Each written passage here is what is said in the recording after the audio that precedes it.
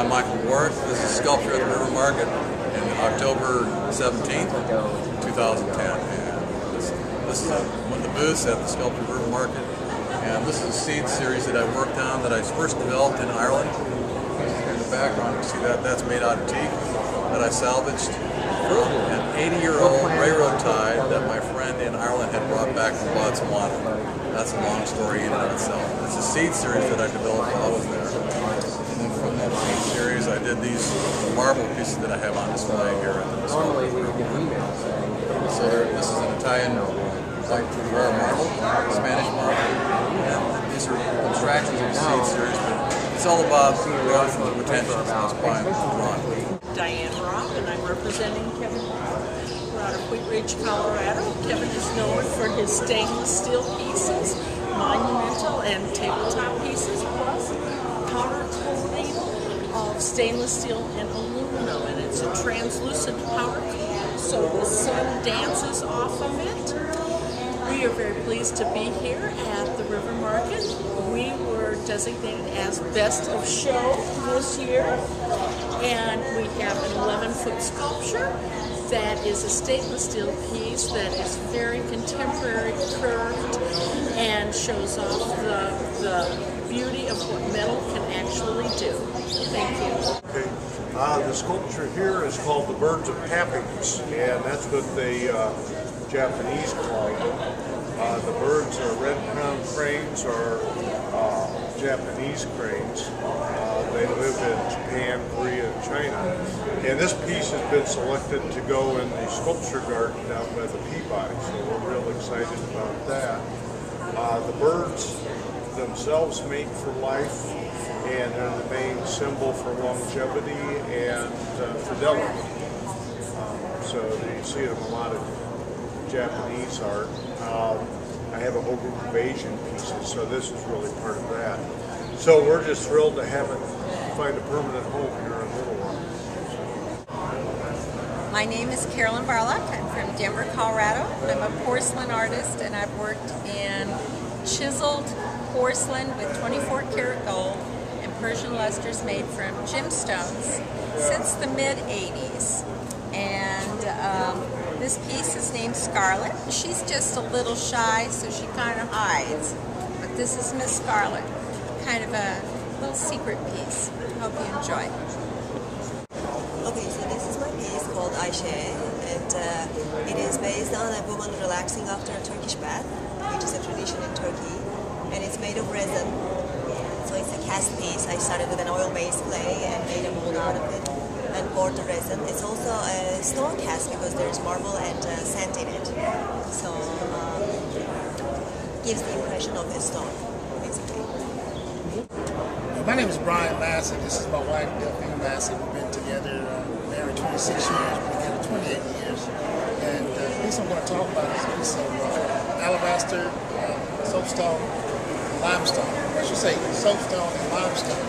And this piece is called Two Peas in a Pod, because basic inspiration is for she and I. We are two peas in a pod, trying to grow and sprout and make our way in this world. I enjoy carving limestone because it's such a beautiful stone. It's indigenous to Indiana, where it comes from. And I just love the grain and the texture that it produces when I finish carving on it. It's a little difficult at times, but the results out there are very beautiful. This piece was intended to be mounted horizontally. This is actually the bottom of the piece. It's supposed to go a long ways, but when I was mounting it, fooling around with it, I had it on the end, I'm like, I think it's stronger vertically. And so I thought about she and I, like two peas in a pod, trying to make our way into society. What I see when I look at this piece is I see a man who is in constant struggle. He's in struggle. When we first moved to Arkansas, my husband was a fresh graduated student from LSU, and I see a man who's struggling against himself, a man who's struggling to be a young father, a young husband, and a fresh new professor in a new world. He had not yet branched out internationally. My husband now is an international artist as well, and so here is a struggle with himself, with his life as an artist. He struggles with the world. He struggles within himself. He also struggles against the elements. And And then there are obstacles that are coming in, which is instead of the So he has all these struggles, and yet it's all in one piece. It all unifies and joins together here and here. So that's what I see when I look at this piece. Besides being two pieces of pod, it's a unified piece, and it identifies us as one. All right, what you're looking at is Indiana limestone.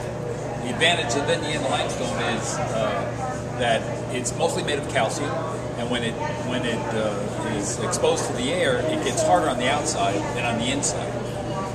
When I'm carving, what I try to do is I try to relate the texture of stone in every piece. This piece is called Ball, Bag, and Sky, and a lot of my work deals with sort of natural imagery. What I want is for people to be able to touch the piece both visually and physically. I work from usually a very small sketch, just an idea, and then a piece sort of just evolves as it grows. They're made to be put in gardens. They after they seal, moss can grow on it, lichen can grow on it. We would like it to sort of go back toward nature a little bit. Hi, I'm Julie McCraney-Brogdon. I'm from Atlanta, Georgia, and I'm going to talk about my cage series. This is the first one, Bound by Convention, and it didn't really start out as a series. It started with this one. She is gagged. She should be seen and not heard.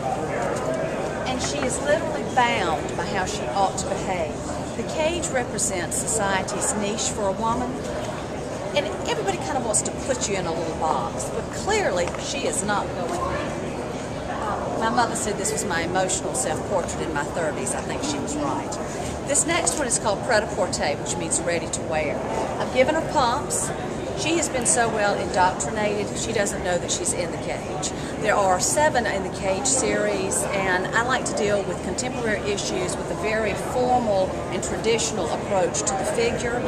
These are all lost wax bronze, and this one is actually tied to. None of the cages have tops, they can all get out, but it's up to us to get ourselves out of the cage. This is the escape, and she is getting out. I have 7 in the series, and you can see the rest of them on my website. The newest series I'm working on is called Balancing Gender Nudity in Art, One Naked Man at a Time. So I'm doing my part. So I've enjoyed my stay in Little Rock, and I hope to be here again. Hi, my name is C.T. Whitehouse. I'm a sculptor from Cedarburg, Wisconsin, and my medium is bronze. I work uniquely in bronze, stone, and I do some fountain pieces using water. This is a boat form of mine. I do almost entirely vessels, from bowl-shaped pieces to boat-shaped pieces. I started out doing bowls, which hold things,